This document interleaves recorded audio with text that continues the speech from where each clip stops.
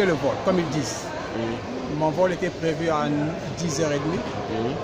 Je suis arrivé à 8h45 pratiquement, le temps de chercher le terminal et tout.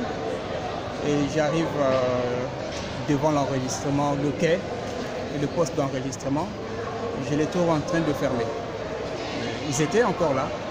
Ils me disent qu'il était prévu que le poste ferme à 9h. Bon, vous arrivez juste à temps pile, on ne peut rien faire. Bon, j'ai essayé d'expliquer les circonstances. J'ai dit je suis de transit. Je suis venu du Texas il y a 2 jours. On dit que comme vous êtes arrivé depuis 2 jours, ce n'est plus un transit. Donc vous devez aller voir le service de billetage. Donc je suis allé voir ces gens pendant qu'ils étaient encore là. On était déjà à 9h. Donc je suis allé les voir. Il fallait faire la queue encore. Donc faisant la queue, ils me reçoivent à 9h15 minutes en disant que monsieur vous êtes en retard, il est 15 minutes dépassé. Ce qu'il faut faire, c'est payer les frais de pénalité pour qu'on vous repasse un billet sur Libreville à la même heure demain, ou bien vous perdez le billet. D'accord. Donc, votre vol, il était à quelle heure? Il était prévu à 10h30. 10h30. Le vol est prévu à 10h30 et vous êtes arrivé à quelle heure au sein de l'aéroport? Au sein de l'aéroport, j'étais déjà à 8h45 minutes au sein de l'aéroport. D'accord. Le temps de retrouver le terminal. Je suis arrivé à 9h pile. Ils étaient là. D'accord. Bon, ils m'ont dit que je n'étais pas enregistré en avance. Si j'étais enregistré en avance, ils devaient me recevoir, ils devaient m'accepter à 9h pile. D'accord. Dans la mesure où je n'étais pas encore enregistré. Donc le temps d'aller faire l'enregistrement et revenir, 9h pile devait dépasser puisque c'est leur limite. D'accord. Et donc qu'est-ce qu'ils vous proposent alors? Bon, ils proposent d'annuler mon billet ou de payer 940 €. 940 €.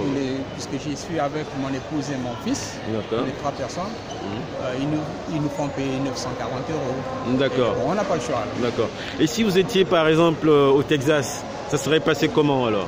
Bon, ça devait être beaucoup plus simple qu'ici, parce que au Texas, quand vous arrivez, par exemple, les aéroports sont les compagnies aériennes et les aéroports sont organisés différemment d'ici.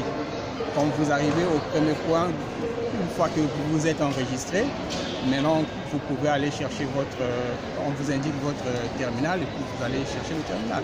Mais ici, c'est pas ce qui se passe. Vous arrivez au premier point, on vous dit allez à tel terminal, allez à tel terminal. Bon, avec les bagages qu'on avait, le temps de rouler les poussettes et de retrouver les terminals, voilà comment on perd le temps. Et c'est ce qui se passe. D'accord. Et donc, si vous avez un prochain vol à faire, est-ce que vous reprenez la même compagnie ou... Bon, on peut reprendre la même compagnie. Maintenant qu'on a eu une leçon, je pense que ce qu'il y a à faire, c'est de tirer les oreilles à nos frères. Le plus qu'on va dénoncer, le plus que nos frères ou ceux d'autres clients qui utilisent la même compagnie seront alertés. Et voilà ce qu'on peut faire. Je pense que changer de compagnie ou pas serait la meilleure solution. La solution pour moi, c'est peut-être de dénoncer ces choses. D'accord. Pour qu'on trouve des solutions meilleures. Donc, dans votre cas, on vous a proposé de payer 900 €. Est-ce que vous partez aujourd'hui ou est-ce que vous partez demain? Non, on m'a proposé de payer 940 € pour partir 940 demain. Pour partir demain. Oui. Et donc, comment vous faites aujourd'hui pour l'hébergement, pour la nourriture? On supporte tout. Ah ouais. Il n'y a pas de compensation? Non, parce qu'ils ont dit c'est après on doit laisser. Ou bien le billet est annulé, ou bien on paye ça. On perd le billet ou on paye ça. D'accord. Donc vous allez devoir rester en France avec un surcoût de frais. Imprévu, bien entendu. D'accord. En tout cas, je vous remercie beaucoup et je vous souhaite un bon voyage. C'est moi qui vous remercie.